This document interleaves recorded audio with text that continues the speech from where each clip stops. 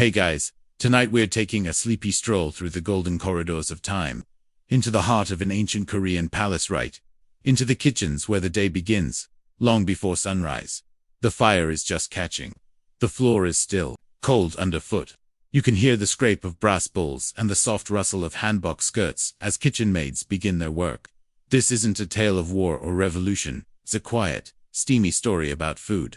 The kind of story that tastes like warm rice and sounds like slow footsteps on stone tiles. Oh, and spoiler alert, you probably wouldn't survive the fermentation in some of these dishes. So before you get comfortable, take a moment to like the video and subscribe, but only if you genuinely enjoy what I do here. And if you're listening from anywhere special, maybe from Seoul, or a little town somewhere just as peaceful, drop your location and local time in the comments. Now, dim the lights.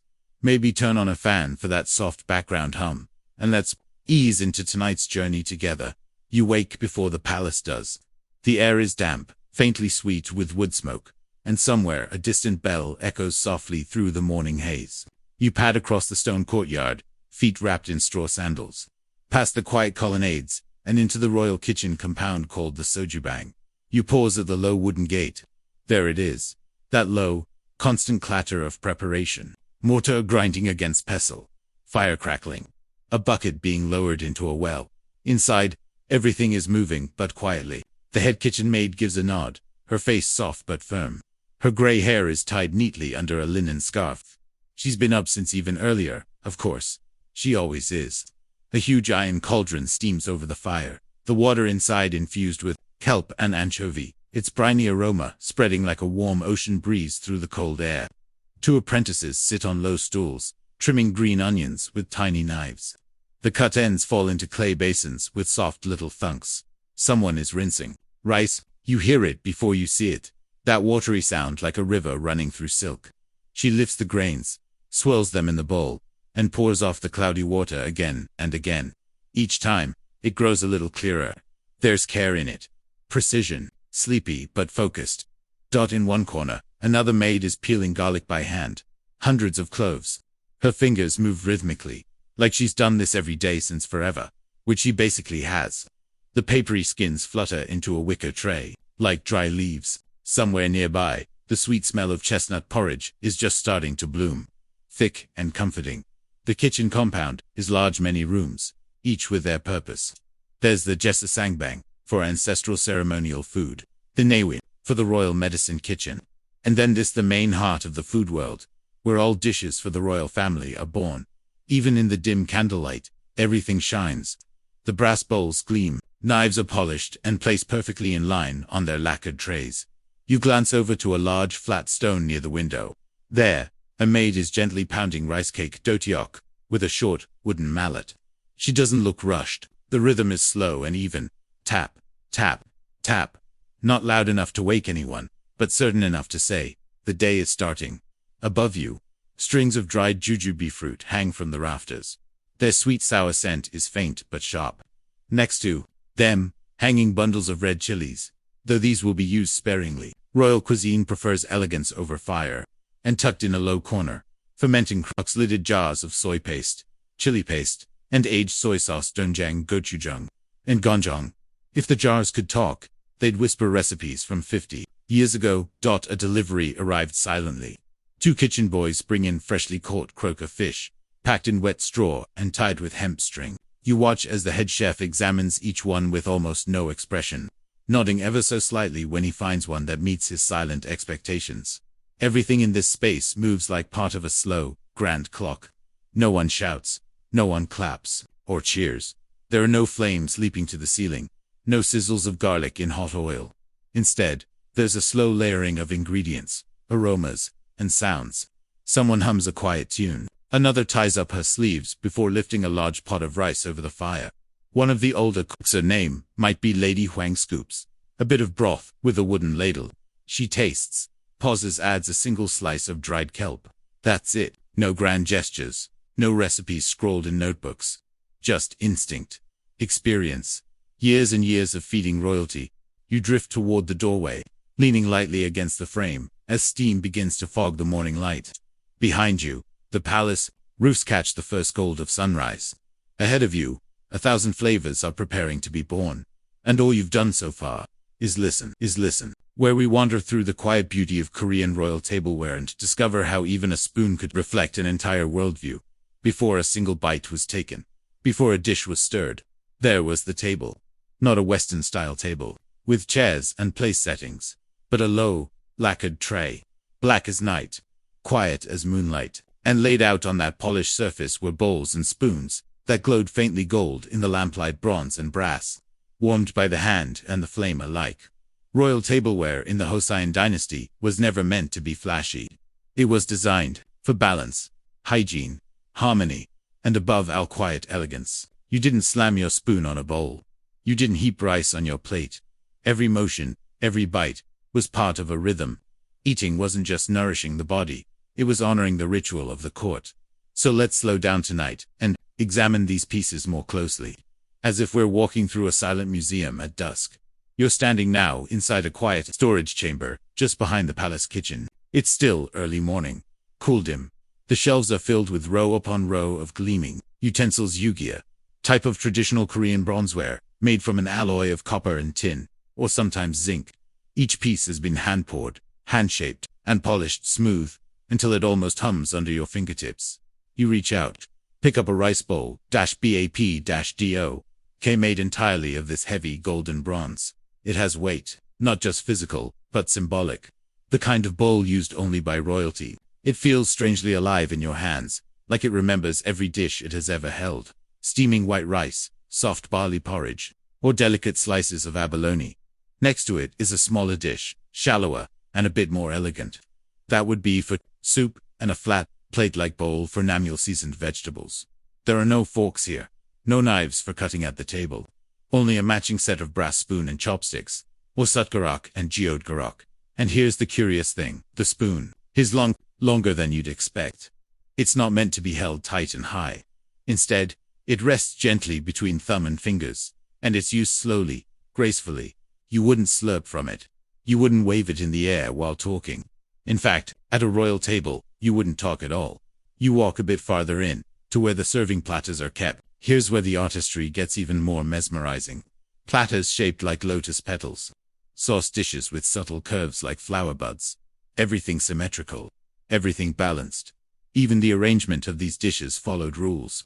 The king's surasang, or royal meal table, would feature 12 carefully curated side dishes banchan, and each had its own specific vessel. Brass for hot dishes, porcelain for cold. Sometimes, jade green celadon was used cool to the touch. Like moonlight in a bowl. These dishes weren't just functional. They were a visual language, a way of saying, this is sacred, this matters. Food and the tools that carry it are not separate from the values of the court. Even the cleaning of these utensils followed ritual, polished with bean paste water, dried with linen cloths, inspected by hand before each use. You move again, now into a preparation room. A single elderly steward is laying out a serving tray for the queen's morning meal.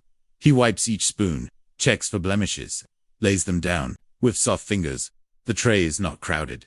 Each item has space to breathe, to show its shape and purpose. Nothing here is haphazard. Every bowl and spoon speaks of hierarchy, respect, and serenity. And you begin to understand, these utensils aren't just tools. They are philosophy in metal form. They reflect the Confucian ideals that ruled the court: moderation, harmony, restraint. You set the spoon down. It makes the faintest sound against the lacquer trail, like a single raindrop on a leaf. You step outside again, into the growing light of morning. The mist is lifting. You hear the kitchen starting to stir more. Now pans moving, hands clapping rice into cakes. But your mind lingers on the bowls. The brass, the quiet reverence of a meal prepared not for indulgence, but for meaning. And when you next pick up your own spoon, no matter what it's made of, you might just feel something different in the weight. Even the humblest tools, in the right hands, can carry the echo of centuries. You step softly, now barefoot, across smooth wood planks, past paper-paneled doors that breathe with morning light. You're following a servant through the hush of a palace wing not many get to see. The food has been prepared, the utensils polished, and now, the meal must be presented to the king. This isn't just breakfast, it's surasang, the royal meal ritual. The servant ahead of you carries the tray like it's holding the moon. You glance down. 12 golden bowls rest on a low black table, lacquered so richly it reflects the faint glint of morning.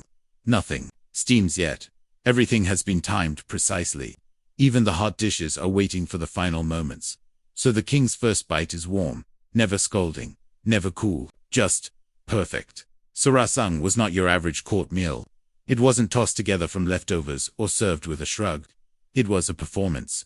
A quiet, careful ballet of food, custom, and cosmic order. The king didn't eat alone, but he didn't exactly chat over dinner either. The meal itself was a statement, an echo of Confucian ideals that tied good governance to moderation, respect, and, yes, digestion. Each item on the tray has a role to play, and each must be placed with intention. You're kneeling now on a reed mat, peeking up slightly as senior attendants guide the low tray to the center of the royal chamber. There is no music, no chatter, just the creak of old wood, the rustle of silk robes, and the faintest clink of brass against lacquer. The table is square. That matters. Symmetry matters. The rice bowl is front left, the soup front right. Behind them, 4 pairs of banchan dishes flank a small bowl of kimchi and one of fermented sauces. These aren't just side dishes, they're building blocks in the architecture of a meal meant to balance yin and yang. Hot and cold, sour and sweet. Heaven and earth. And there's the queen's sarasing, too, just a touch less elaborate, but nearly as breathtaking, served in her private quarters, where attendants whisper, and even the clatter of a dropped chopstick would feel like thunder. Let's pause here and take a moment to observe something peculiar. While European royalty often dined in public halls, with music and fanfare, Joseon kings took their meals in near silence. Not because they weren't important, but because food wasn't about show.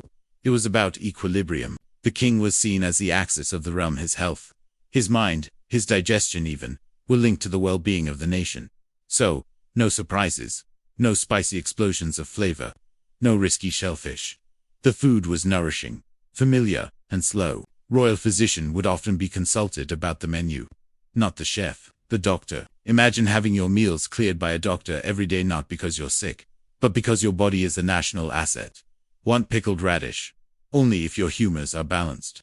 That sweet rice cake? Only if your sleep has been sound. Historians still argue whether this strict ritual of dining was more about courtly control or spiritual symbolism. Some say it kept the king grounded in humility. Others argue it was a form of surveillance, reminding him that even his appetite wasn't private. But whatever the motive, the experience of sarasing was deeply immersive and meticulously refined. Now, as the king enters softly, almost unknown, watch how every servant bows low and retreats to a silent corner. The king does not speak. He picks up his spoon, and the meal begins. No one is watching for approval. There is no mule. That's good to be heard. But you notice a subtle nod, a single extra spoonful of barley soup. Maybe that's the courtly version of 5 stars. You sit with a moment. You feel the warmth of the room. The flicker of a paper lantern catching the brass glint of the utensils. The rustle of silks as a hand reaches for another side dish. Maybe dried anchovies, sautéed with soy and sugar. Maybe lotus root, cut into medallions and soaked in vinegar. You wonder how many mornings like this happen. Quietly, without fanfare, just food, thought, and order. Meals as meditation, as stability, as ritual. Eventually, the king finishes. He wipes his mouth with a clean linen cloth. Another servant comes forward. Barely audible, the tray is lifted again. Not a grain of rice out of place. Not a smear of sauce on the lacquer. The sarasing has ended, but its rhythm lingers. In the hush of the hall, in the gleam of the empty bowls, in the still air that has, somehow, grown more sacred just from witnessing it. You rise to follow the tray out. But something holds you back. A kind of reverence, a whisper of balance. And you let that feeling settle deep in your chest as the morning slips toward noon. Now the day grows warmer, and the soft light in the palace kitchens filters through paper screens in long, slanted rays. You've followed the tray back through corridors, past still cooling hearths, and into a quieter courtyard, a place where preservation reigns. Here, on neatly arranged shelves and hanging racks, is the quiet soul of the Korean royal kitchen. The world of pickles, pastes, and ferments. Rows of stone jars, clay pots sealed with straw rope. A faintly sour, earthy scent that seems to drift from the walls themselves. This is where time does its slow work. Before refrigeration, fermentation wasn't just a technique, it was a necessity. But in the Joseon court, it was elevated to an art form. These weren't random jars of whatever was left over. These were curated, seasoned, watched, aged in cool shade or sun-warmed corners depending on their temperament. Like wine, or tea, or fine fabric, they needed tending, patience and intuition. You approach a stone jar, round and solid like a drum. Its lid lifts with a low breath of release. Inside, kimchi, but not just any kind. This is a royal variety, made from delicate Napa cabbage, layered with julienne pear, a hint of pine nut, and only the lightest chili dot. It's not sharp or fiery. It's cool, a little sweet, and softly sour.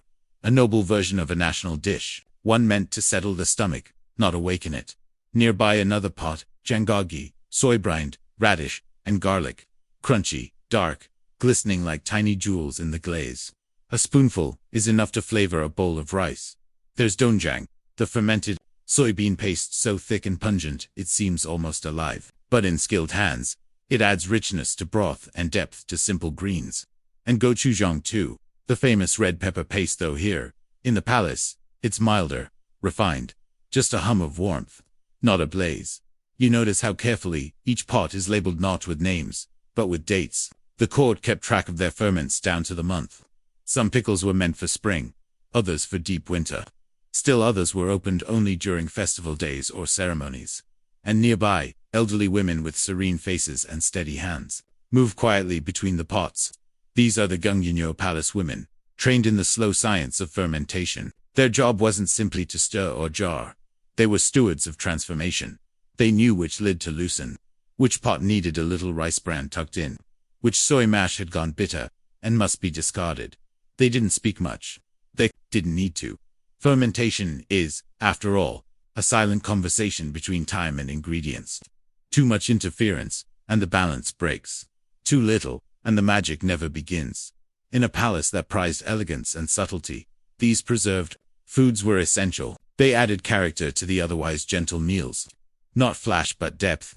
Not novelty, but tradition. When the royal family dined on simple porridge or boiled greens, it was these side dishes that whispered flavor into the silence. You imagine the king lifting his spoon for a piece of pickled lotus stem, cool, crisp, tasting faintly of vinegar and sesame oil, or the queen choosing a bit of radish soaked in soy sauce and wild herbs. These weren't just flavors, they were seasons, stories, and memories. Even the jars themselves were sacred, passed down like heirlooms. Some had tiny brush marks inside the lid, secret recipes, written in calligraphy. Others bore the thumbprint of a long-retired cook, sealed beneath layers of glazed art. And now, standing quietly in this sunlit courtyard, surrounded by these jars of patient flavor, you feel something stir in the air. A kind of warmth that isn't heat, a kind of presence that isn't sound. It's the quiet pride of work done slowly, work done well. Food not rushed or wasted, but allowed to become what it wants to be. You close the lid gently. The air holds still. Somewhere, in a nearby tree, a magpie sings once, and then all is quiet again. The pickles will wait. It's still early, but the court stirs now with more purpose. Footsteps pad quietly across oiled wooden floors. Silk rustles gently. The air smells of warm rice, and the distant sound of a pounding mortar echoes from the rice courtyard. Tok TTOK. It's time for breakfast. And you're headed toward the royal table. Unlike the heavy banquets of evening, breakfast in the Hosun royal court is a quiet, deliberate affair. It is not rushed, nor sparse. Instead, it's structured, refined, and by any standard massive. The royal table is called surasang. It isn't grand in size, but it's balanced in layout, precision tuned like an orchestra. Every dish is placed in harmony with the next, and not one is redundant. You spot small golden bowls with domed lids, each holding something different, each designed to nourish, not overwhelm. You sit, and before you is a low red lacquered table. Servants glide by like shadows, each carrying a tray with 3 fingers, moving silently as clouds. They don't announce the dishes, they simply let them appear. The first bowl is plain white rice pap, not sticky, not too dry, fluffy, with a faint sheen of steam. Next to it, a gentle soup, perhaps a seaweed broth myokuk, with soft pieces of tofu and slivers of beef. It's mild, restorative, and quietly warming. Beside that, kimchi, of course. Even a king needs balance. But it's the small dishes that fascinate you. A round slice of pan-fried zucchini, tender and brushed with egg. A tiny fillet of grilled croquet, lightly salted and flaking at the touch. Steamed egg custard in a porcelain dish, so delicate it trembles when you breathe near it. Then, thin sheets of dried levergem, brushed with sesame oil and toasted to a dark crisp. Pickled garlic shoots, a spoonful of soybean sprouts, cooled in sesame water. Slivers of radish cooked down in soy and mirin. And a single marinated quail eggs, smooth, glossy, and rich. The philosophy here is quiet balance. No spice dominates. No one flavor tries to impress. It's a meal built on elegance.